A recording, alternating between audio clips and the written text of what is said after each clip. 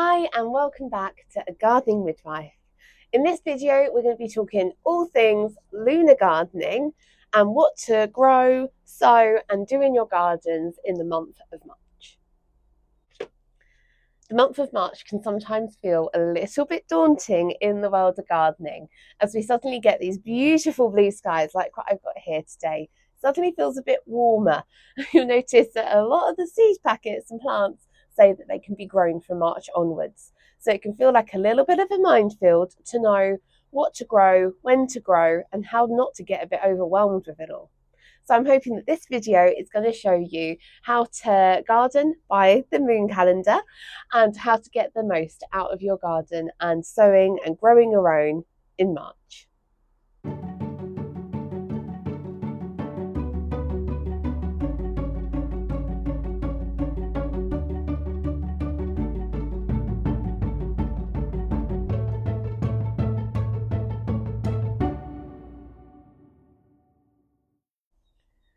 So lunar gardening is the idea that we garden and sow, grow and prune all according to the lunar calendar, so where the moon is in its cycle. Now the idea behind this is that a lot of things on our planet come from the moon cycle. For example, the change of tides, so that rise and fall of the water, is all controlled by where the moon is in its cycle. Now we can use this in gardening really easily because depending on whether that moon is rising or falling will depend on the amount of moisture in the soil. So therefore it can mean that we're much more likely to get better germination and better growth in some of our plants if we grow them at certain times. The same that there will be a bit of a dormant period, and that dormancy is the perfect time to prune and do other gardening jobs that you don't want to do at those other times of the month. So this video is going to explain lunar gardening a little bit more to you. We're going to break down the month of March and hopefully give you some really good tips on how to get the most out of gardening. So March is a great time to get sowing and growing lots and lots of different crops and varieties for your garden. Whether that's ornamentals and flowers like what I've got behind me, or whether that's growing your own fruit and vegetables, there's so much to get yourself started on. I know that can sometimes feel a little bit daunting as well, that we suddenly feel like we've got a lot to do. So I'm hoping that my tips and dates in this video are going to help you to break down the month into manageable sections that you can get the most out of your garden. So looking at March as the month ahead, March is a wonderful, wonderful month where we suddenly start to feel that we're coming out of that winter hibernation and come in to the glorious sunshine, blue skies and the awakening of our gardens. And this is also to do with the fact that in March we've got the spring equinox. The spring equinox this year is happening on the 20th of March. The spring equinox is a wonderful time of balance during the beginning of our year, where that we can see the still wintry parts of this time of year with the frosts, with the winds, but we also get that other beautiful harmony of getting the beautiful blue, sunny, warm days to show us of what's about to come ahead. So we start March in a new moon coming onto the first quarter. This is also known as the waxing of the moon. This is happening from the 28th of February until the 6th of March. This is known for a real rise in vitality and upward growth. Now, this is just it starting to begin and get into motion, and you get this real strong upwards kind of pull. Now, this can be a great time to sow things that are going to develop above the soil. However, I would recommend waiting until the next phase. Now, the next phase that we have in March is from the 7th to the 13th of March. And this is the first quarter to the full moon. And this is the perfect energy and the perfect amount of moisture in your soil to encourage you to start to sow things that are going to be producing above the ground. So when we talk about things that are growing above the ground, it really is what it says on the label. Anything that's going to produce some upwards growth. So not things that are kind of root vegetables. I'd avoid things that have got a lot of kind of tubers and a lot of growth below the soil. We really want to be thinking about things like your edibles, tomatoes, aubergines, chilies. That would be perfect for getting in the ground in this phase. The other thing that's perfect from this first quarter to the full moon and this upward energy is that it's a perfect time to start to sow your hardy annuals. Hardy annuals are a great way to get some colour and some vibrancy into your gardens without spending an absolute fortune as well. They're perfect to sow from seed. They will grow really vigorously and, as I said, will provide some great variety and colour into your garden or growing space. Some of my favourite hardy annuals are things like calendula, zinnias, which also make really good cut flowers. You can also grow things like poppies, Californian poppies, which add a lot of beautiful colour, but don't always last as well as a cut flower. The other hardy annual that's getting really popular now as well is Cosmos.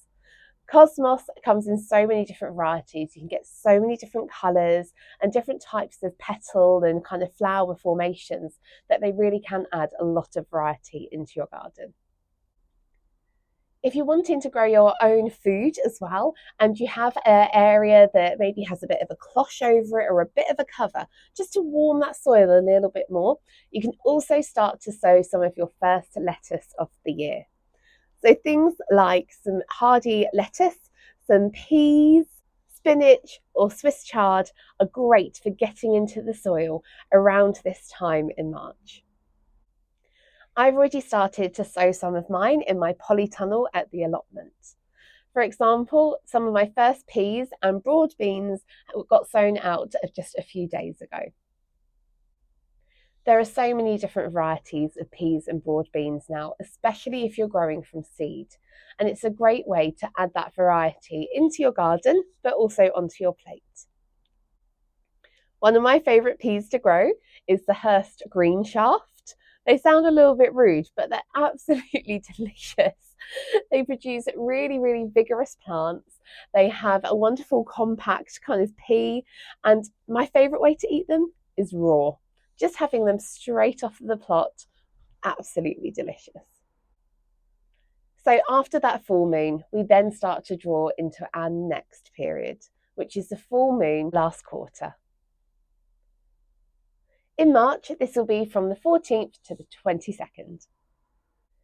Now, this is a completely different energy and it is a real drawing down energy. So this is the time to start sowing and growing things that are going to develop below the ground. If you're growing your own potatoes, this is a great time to get those first earlies out into the soil. They're going to get a lot more moisture and it's going to encourage them to draw down into that earth and produce a lot more tubers. Now, there's lots of different types of first early potatoes. You will be able to buy them quite readily now in a lot of garden centres and sometimes in the supermarkets as well. You do want to have a little look to make sure that they are seed potatoes. You can put any potato that you buy from the supermarket to eat into the soil. However, it's sometimes a bit harder to know exactly what variety they are or whether they're a first early, a main crop or a salad potato. And they can be a little bit more prone to disease or for not producing the exact potatoes that you wanted to grow. So I would recommend having a look for seed potatoes. These are developed literally to be grown to produce more and more potatoes. Now, the little tubers of the seed potatoes can be chitted. Chitting is the process of letting the eyes of the potatoes start to sprout a little bit more vigorously before we put them into the soil. Chitting is also optional. Some people swear by chitting and say that it definitely helps them to get better crops, that the seed potatoes are less likely to rot and they're going to get a much better start when they get off into that soil. I have before been a little bit late in planting out my potatoes and have not had time to chit them and just put them straight into the soil and still had some really good success with them as well. If you did want to give chitting a go, the good news is it's really, really simple. All you want to do is grab your seed potato, put it in an old egg box or in a tray, on a plate, and just put it somewhere near light. On a windowsill is perfect. Leave them for a few days or a few weeks until the little eyes start to sprout, and then you have chitted your potatoes. And for the month of March, the 14th to the 22nd will be the perfect time to start to get those into the ground.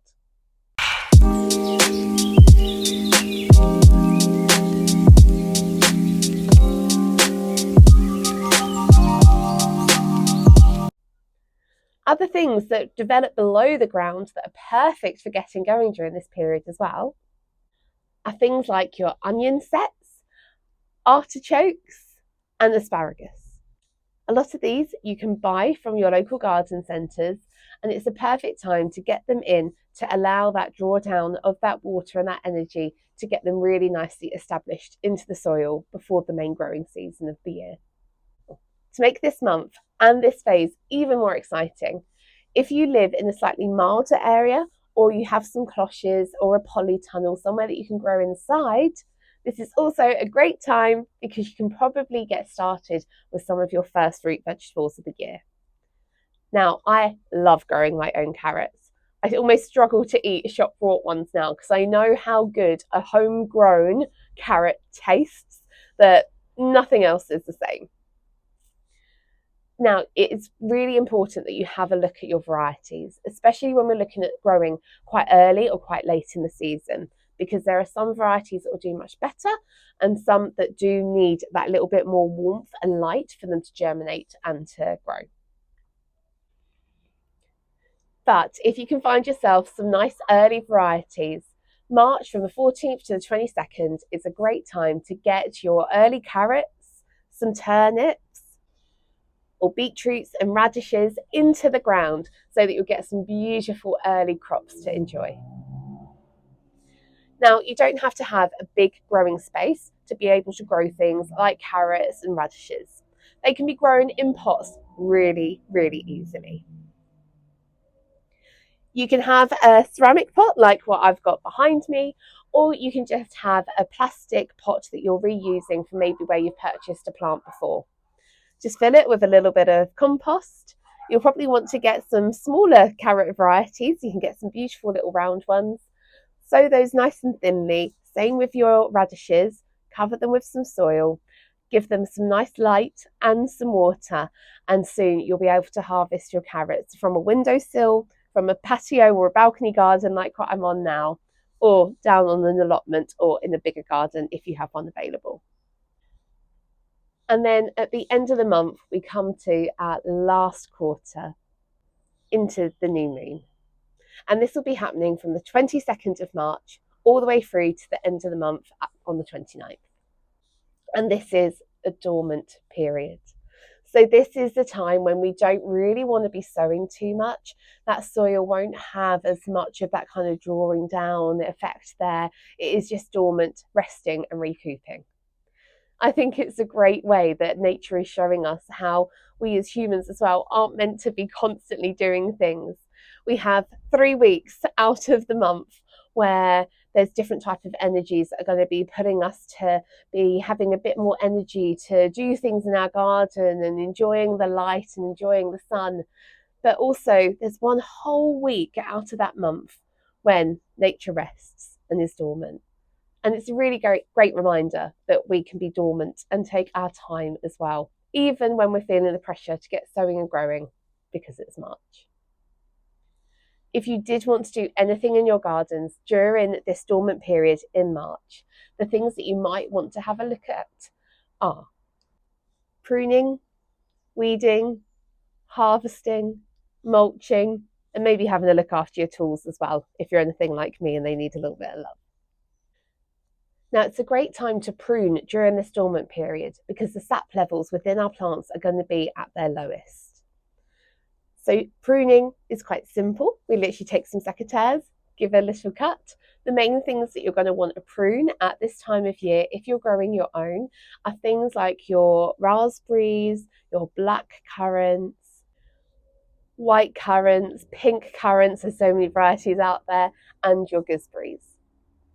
Now, if you wanted to propagate these, it's also a great time. After you've taken that cut and that prune, The normal regular advice is to remove about 1/3 of the old growth from those plants, so then it will allow the plant to start to grow through even more. And all you need to do to propagate and get yourself 3 plants is just stick them in some compost. So if you want to expand the bed or the area that you're growing these soft fruits, literally take your cutting and stick it in the soil wherever you want it to grow, and they will soon root and get going. If not, just pop them in a pot with some compost. They will take root really, really well and then can be transplanted anywhere within your garden, or make a great swap as well if you want to swap some fruit and some vegetable plants with a fellow grower. Now, weeding is probably one of my least favourite tasks down my garden and my allotment, but it is really important. Weeds will take a lot of extra nutrients and light and moisture from the plants that you want in your garden, so you do want to try and remove them. Now, whether that's pulling them out by hand or giving them a hoe, there's lots of different methods. The one thing that I would avoid is using any type of weed killer. That weed killer, when the water hits the soil, will spread and can cause some really serious damage to other plants in your garden, as well as the wildlife that are enjoying it as well as you. But one great way to give some extra nutrients and moisture back into your soil is to mulch. Now, you can buy mulch in the garden centres in bags. You can also use a compost that you've made yourself. Other things such as bark or wool, depending on where you live. If you're near a farm and the farmer is happy to give you some wool, perfect. Get that on top of your soil and it will really help with the moisture, but also to give some really well needed nutrients back into your soil before the rest of the season begins for 2025. As I mentioned, it's also a great time for getting some of that garden maintenance underway. Now, garden maintenance will really be down to you as an individual and what you're looking for out of your growing space in 2025. Some of the tasks that I've got planned for the end of March in this dormant period is to get down some more wood chip on my garden paths down at the allotment. I'm going to be doing a little bit of mulching, and I'm also going to be giving a bit of a clean to some of my tools as well. Our garden tools can last for years and years and years if we look after them well. Now, that means not having them sitting there with lots of old soil just sitting onto the kind of steel. That will start to make them rust, they might become more blunt, and you can also then carry kind of pests and diseases that could be in the soil into your next year. So give them a good wash off. Things like camellia oil are wonderful for cleaning our garden tools, and you can always use a wire brush to give them a little bit of a rub and make sure that you restore them to their former glory. So even if you're not planning on growing your own or sowing or doing any gardening yourself, there's still lots of delights to be found in the month of March. March is a wonderful time of year to get yourself out into nature and enjoy all the wonderful things that are going to be springing into life in this lovely month. Things like primroses will often be found out when you're having a walk, and often an indicator that you are currently on the site of a very ancient woodland. They're a British native flower, and they're often going to start their flowering from about March and be with us all the way through to May. Another interesting fact about the primrose is that it used to be used, the leaves of the primrose flower, to make a tea that was meant to help with insomnia. Now, health warning, I don't know whether this is still recommended, but it just shows that within our beautiful ancient woodlands, not only are things absolutely beautiful, but also really good for our mind, body, and our soul. Whilst outside and enjoying nature in March, you also might start to see the return of one of our beautiful native blue-tipped birds. They'll be starting to build their nests at the end of March and have the most beautiful high-pitched little chirp that you might hear during the month. Now, our blue tits are really vital for gardeners, mainly because one of their main food sources are caterpillars. So if you do not want your produce and your flowers to be getting eaten, then encouraging your blue tits into your garden is a great way of doing this. So again, in March, it's a great time to start to stock up your bird feeders, especially with things like peanuts and fat balls to help to get your birds into your garden and help with that wonderful ecosystem that keeps our gardens such a pleasurable place to be.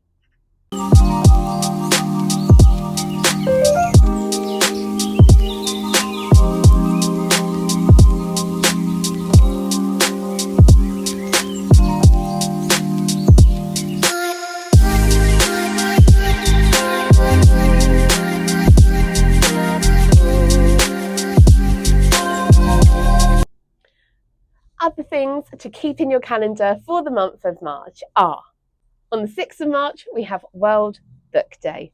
Often a day when we'll see all of our children going off to school dressed as their favourite book characters.